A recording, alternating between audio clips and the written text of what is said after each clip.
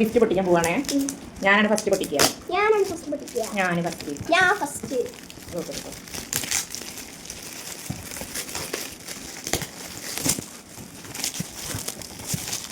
മെല്ലെ ഒരു പഞ്ചത്തിലൊക്കെ പൊളിക്കുക. മിൽട്ടൻ്റെ കാസറോളാണ് കിട്ടിയത്. ഞാനാണ് ഡാൻസ് കളിച്ചത്, അപ്പോൾ ഞാനാണ് ഫസ്റ്റ് തുറക്കുക. തേർഡ് ഞാൻ തുറക്കും. പെട്ടി കിട്ടോ? പെട്ടി ചിമ്മിക്ക് കൊടുക്കാം. അങ്ങനെ 3 സൈസിലുള്ള കാസറോൾ. ഒന്ന് വലുതും ചെറുത്.